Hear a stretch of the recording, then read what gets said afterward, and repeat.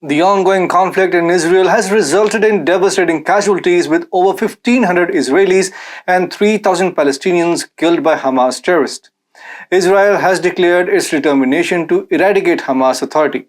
Despite warning to leave for safety, many civilians choose to stay and defend their land. Now, the United Nations attempted to coerce Israel but has faced a stern response from Tel Aviv. Hello and welcome. I'm your host Piyush. Let's begin with the video report.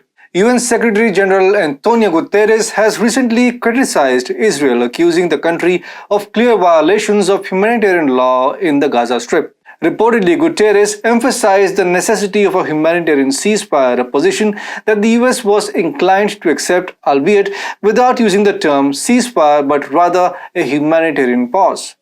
While Guterres didn't explicitly name Israel, his comments made it evident that his criticism was directed towards the country.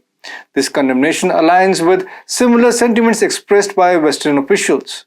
Just last week, the EU's foreign policy head Joseph Borrell accused Israel of violating international law and voiced support for Palestinian people. These statements, echoing across international platforms, underline the growing concerns about Israel's actions in the region. Though Joseph Borrell was not greeted with a negative response from Israel, that has not been the case for Antonio Guterres. Benjamin Netanyahu, Israel's prime minister, launched a scathing attack against UN Secretary General Antonio Guterres, triggered by Guterres' statement that October 7 Hamas attack did not occur in a vacuum. In a remarkable move, Israel declared its refusal to grant visas to UN officials in retaliation. Israel's ambassador to the UN, Gilad Erdan, affirmed this decision, mentioning the denial of a visa to Under-Secretary General for Humanitarian Affairs Martin Griffiths. Erdogan accused Guterres of justifying terrorism and murder, sparking this severe diplomatic response. The decision to deny UN officials entry stems from Israel's deep-rooted belief that almost every UN agency, particularly the UN Human Rights Council, harbor anti-Israel biases. This incident follows previous criticism from Guterres concerning Israeli actions, which Israel did not counter until now, marking a significant escalation in hostilities between the nation and the UN. Guterres' past criticism was directed at Israel's attack on the Jenin refugee camp, highlighting civilian casualties, displacement, and damage to vital infrastructure.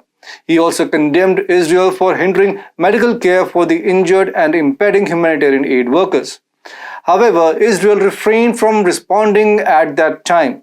Now, the nation has chosen to confront the UN directly, refusing entry to its officials and asserting its stance against perceived biases within the organization.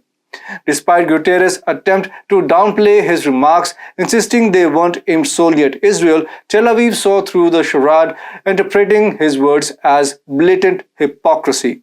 Guterres, unable to undo the damage, witnessed Israel's swift and assertive response. But what truly amplifies the discord is the glaring double standards within the UN. While Israel faces vehement condemnation for its actions in Gaza, the UN conveniently turns a blind eye when other global powers commit similar atrocities.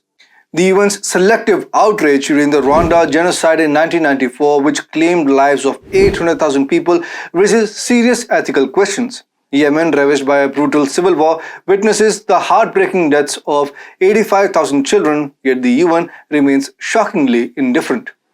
Even during the so-called war on terror, where 32,000 innocent children lost their lives, the UN's silence was deafening. These instances spotlight the UN's inconsistent stance, leaving the world to ponder if the organization truly grasps the essence of global peace.